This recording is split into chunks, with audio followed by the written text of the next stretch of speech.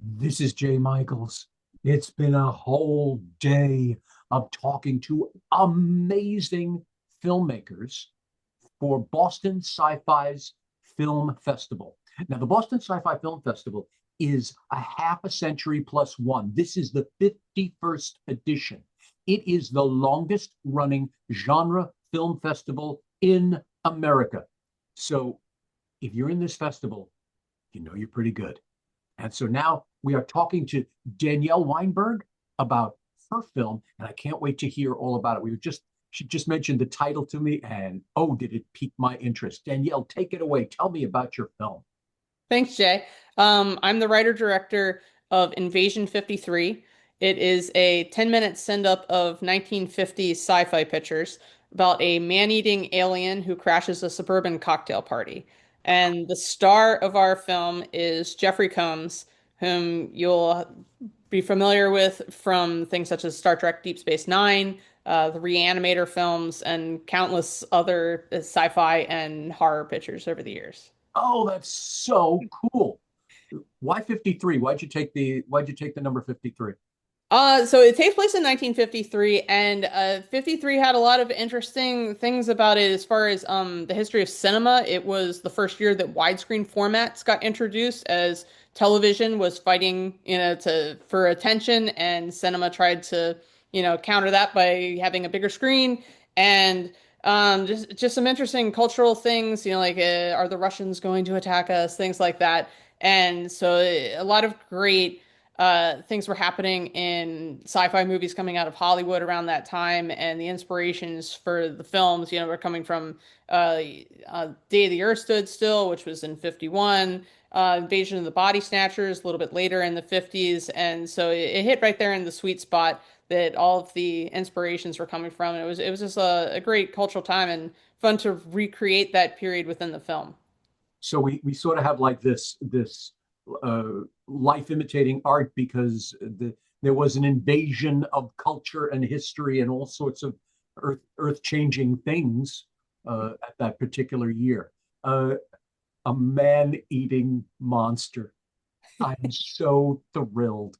I loved the good old fashioned rubber mask 1950s. It came from somewhere else and now it's here to scare the hell out of us. Tell us about your monster. So, the thing that's unique in our film is that the alien is able to take on human form. And so, while he can eat people and does have a monstrous other form, what we're mostly seeing is the actual face of Jeffrey Combs. And so, he arrives to this dinner party under the guise of one of the normal friends in the social group, but he is very much not that. And it will be a question of whether the other people at the party will realize this or suffer the consequences of not realizing that the man they think is their friend is a man-eating alien. You're also giving us a little Twilight Zone there because there are several Twilight Zone episodes where they're they're they're in a diner, they're in a room, they're in wherever, and somebody is not who they say they are. Yeah, absolutely. From the first meeting with Jeffrey, he said that the script and the film reminds him of a Twilight Zone haiku. And that really inspired us as we were making it. And we use modern technology, of course, but with all of the techniques that would have been used in the 50s. So the film is in black and white, and our our colorist designed it to look like the film stock that was used on I Love Lucy in the 50s. The sound has been adjusted by the sound designer to make it sound like the microphones that were in use in the 50s. And I really wanted this to feel like if you were, you're on your streamer and you're looking at Twilight episodes and like you want to see like, okay, well, what's the Twilight Zone episode I never saw? And it pops up and it fits right in with that. And the whole team from, everyone in the crew and the cast and post was really on board with this mission of making it seem like the 50s, and they pulled it off, and I couldn't be happier with the work that everyone did. Okay, you sparked something that I've been hearing all day now. I've been listening to so many people talk about their movies, and it's been absolutely wonderful. And a through line in there is the Twilight Zone. and retro. We're all looking back on the 50s and the 60s and things like that. Why is that? Why are we longing for it, the terror from beyond space, to come back? Uh, there's I think a certain comfort in going back to a familiar time period when there's a lot of upheaval in the world, and so like I know at least for me, like classic films can be like very stabilizing and comfortable to go back to. And so that could be part of it. And also just the fact that, these films grew out of a time period where the A-bomb had just been introduced and that sparked a lot of this that no one knew what is the future going to look like with that. And I think also, we're in a time period where AI is happening. We don't know what's going to happen with that. There's, conflicts around the world that we don't know how they will turn out. And in some ways, it's mirroring what was happening in that post-World War II era. I'm rendered speechless. You're absolutely right. I didn't even think of it that way. That's, of course, we're going back to the comfort food of the A bomb. We were so terrified then, and we've seen its effects, et cetera, et cetera. And now we're at another A bomb, an AI bomb, and we want to see what's going on, and we're terrified again. So we're almost wistful of the terror that we figured out. Wow, that what made you do it? What made you say, okay, we're going back to the 50s? What made you do it?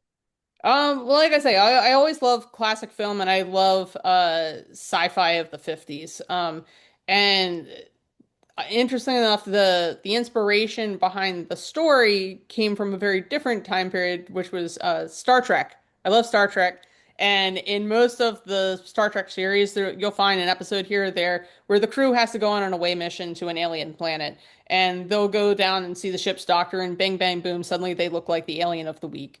They'll go down to the planet, do their mission, something happens, and they get discovered that these aren't like us. They're actually, for those people, an alien, but, actually humans. And so I wanted to invert that and say, okay, we're in this 50s party. Like I would hear like my grandparents would throw these parties and stuff, and all the friends would come over, and it just felt like a very 50s thing. And I was like, well, what if one of these, like away missions was happening then, but the alien came down and was disguised as one of us? And so that was kind of the inspiration that led to this. And like you said, it's very Twilight Zone and it fit in with the aesthetic of the 50s. And I just love, melding that story in that time period to create something that is sort of timeless and as fun for audiences now as it would have been if they had seen it in the 50s. Of course. All right, I'm going to play my favorite party game with you. As long as we're talking about people at a party, I'm playing my favorite party game with you. Are you a genius by accident or on purpose? Um, what I'm hearing is you're talking about this. Here's a party of all of these people who know each other, who are similar to each other, and someone comes in who looks like them, but is a stranger, who is an alien, and their fear of this person.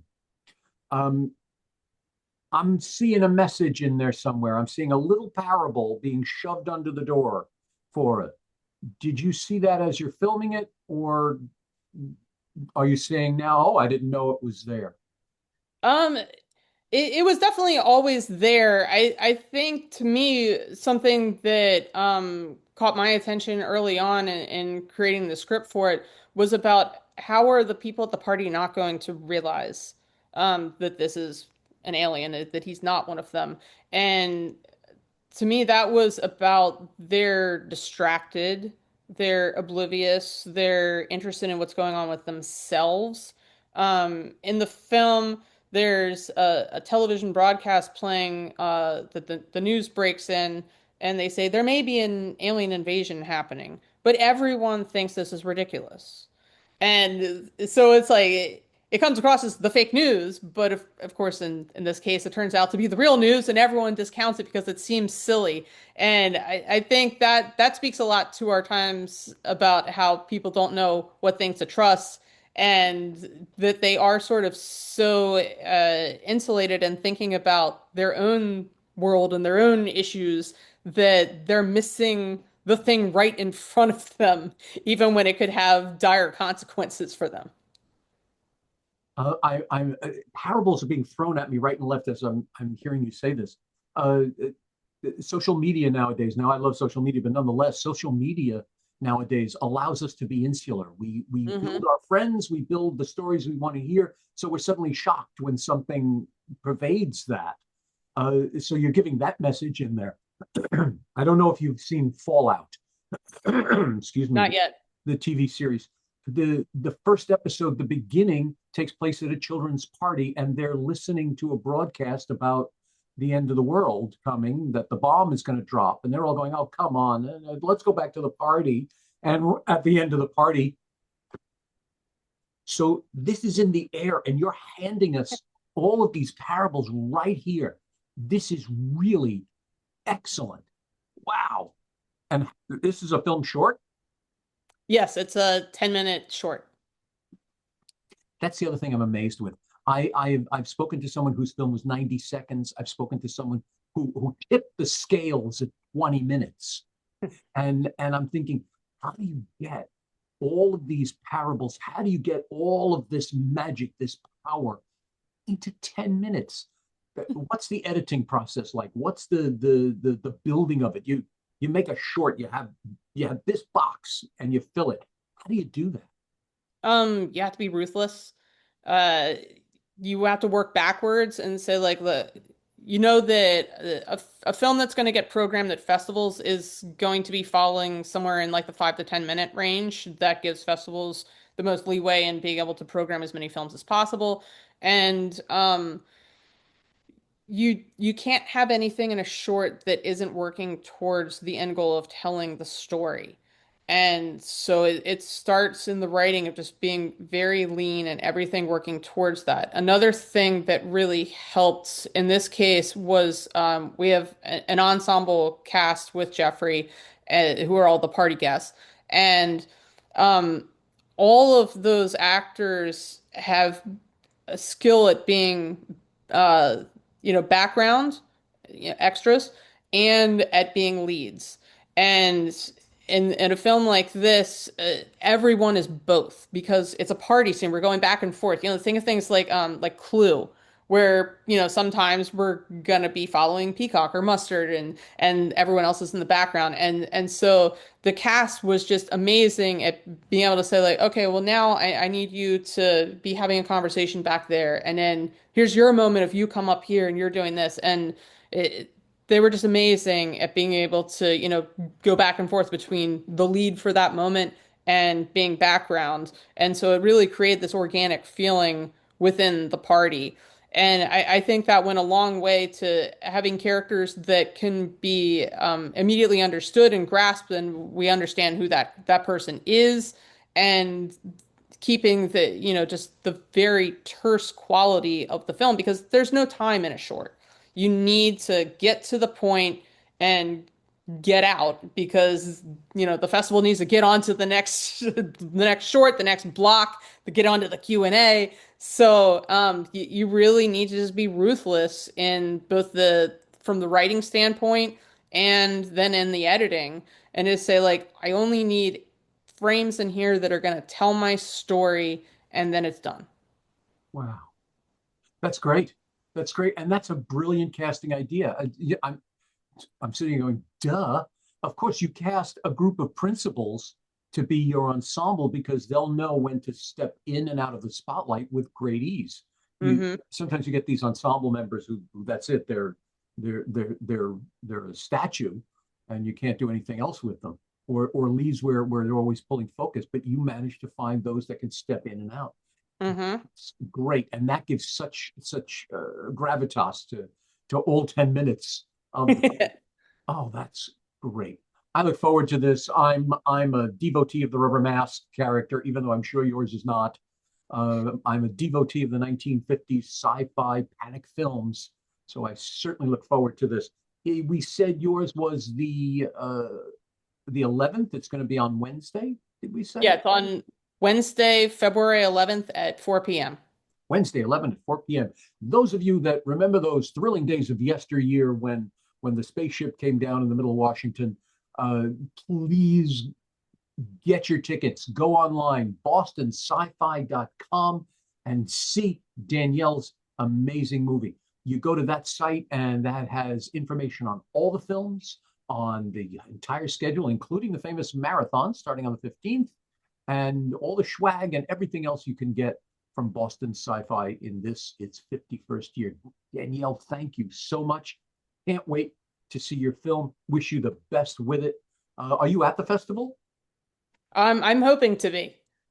If you're hoping to be, I hope you are. Come and see me. Let's chat there, right there in the place. Sounds great. Thank you very much, Jay. Thank you. I'll talk to you soon. Ciao. Bye.